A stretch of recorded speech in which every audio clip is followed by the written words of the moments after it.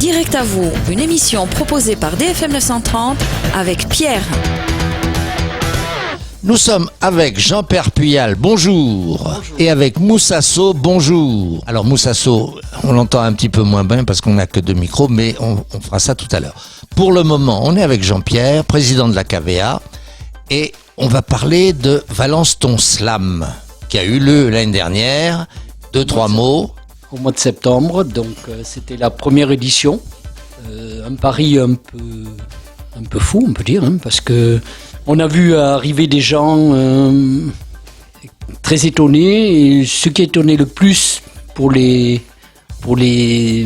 étrangers, comme par exemple FR3, c'était le fait que c'était l'importation d'un concept urbain dans un milieu rural. Ça a été le grand étonnement des gens, des slameurs eux-mêmes, et c'est ce qui a fait l'adhésion des gens du conseil départemental, de la mairie, de Flaran, etc., et bien sûr des membres de la KVA. Donc, c'était une première. Oui. Des fois, c'est un peu difficile pour une première. Ça a été difficile. Mais oui. Il faut être honnête et il faut dire les choses. Mais oui. Absolument. Parce que la programmation déjà a demandé beaucoup d'énergie et Moussa Sow est membre de la KVA et au conseil d'administration et il a été chargé justement par rapport à ses qualités de slameur et ses connaissances dans ce milieu de la programmation. Donc, il n'y a pas eu de problème sur la programmation. Le problème, ça a été le public. Oui. Assez clairsemé. Sauf qu'il y a eu quand même un champion du monde qui était présent. Oui. Donc, oui, Jérôme Pinel était là. Donc, voilà. Mais la qualité des 22 slameurs ne se contestait pas. Et puis, c'était la première fois. Et on a entendu ce genre de réflexion dans le village, et donc si ça se dit dans notre village, ça a dû se dire aux alentours. Je l'ai entendu à Condon, où là, les slameurs, il y a association à, excusez-moi du mot, de racailles. Et donc, on s'est aperçu tout au long de ce week-end, et à commencer par les gens de Valence qui ont côtoyé ces personnes, ces slameurs, que c'était d'abord des poètes. Des gens qui avaient des choses à dire, de belles choses à dire, qui les disaient bien, et ça a changé le regard. Donc c'était, j'avoue que pour moi, c'était le slam, c'était la poésie, c'était ceci, c'était cela, mais je n'avais pas du tout associé parce que peut-être on était au parfum de la chose. Oui, mais parce que aussi, ce que l'on montre dans les médias parfois, c'est justement ceux qui sont un peu contestataires, voilà, et ceux qui tapent sur la police, ceux qui tapent sur les gens soi-disant riches ou autres. Enfin bon, mais première et la deuxième alors.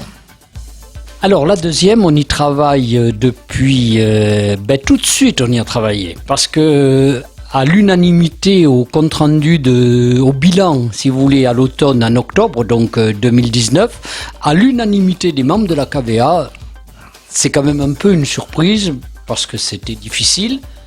Il a été décidé de reconduire le festival. Donc, c'était une bonne nouvelle.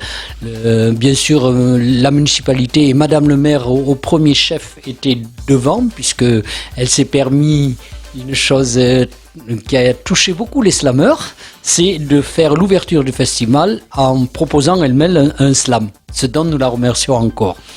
Donc c'était drôle, c'était bien, c'était très apprécié. Donc parti sur ces bases, nous avons eu vite fait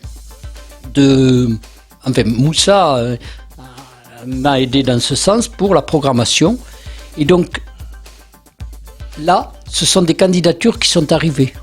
On s'arrête à 20, une vingtaine de slameurs. Ça a été décidé comme ça pour donner plus la parole aux slameurs. Mais on aurait pu en avoir 30 parce que moi je suis monté à Granville pour les joutes granvillaises le 11 novembre par là, où j'ai vu une 32 slameurs. J'en connaissais certains, la majorité je ne connaissais pas, mais sur les 32, il y en avait 26 qui connaissaient Valence Ton Slam. Bon, ça marche bien le réseau, et ils voulaient venir. Parce qu'ils avaient entendu dire du bien de leur père. Ça, c'était... Donc la programmation a été simple. Ensuite, on a pris des ateliers d'écriture en amont avec le collège. Le collège était partie prenante, un slameur qui était d'ailleurs... Collège d'où ? De Condon. avec le professeur de français. Et ils étaient partie prenante pour faire sur 3 mois des ateliers de slam avec un slammer qui était là au festival, Adrien Bertalier, Eliane Del Travers de son nom de slammer. Et donc c'était bien goupillé, tout ça, voilà, tout roulait. On avait même un spectacle, c'était Laurie Darmon, qui est devenu qu'on avait contacté et qui écrit de beaux textes et qui a tout de suite donné son accord pour assurer la soirée. On avait aussi un danseur, parce qu'on avait un danseur, Marius Fouillant, magnifique. C'est quelqu'un d'une vingtaine d'années et qui était prêt à faire une danse, de proposer 2 danses, un sur un slam qu'il connaîtrait et un sur une improvisation sur le slam en respiration pendant la soirée. C'était très bien tout ça. Et puis voilà, Corona est arrivé. Malheureusement. Et nous sommes dans l'expectative, quoi.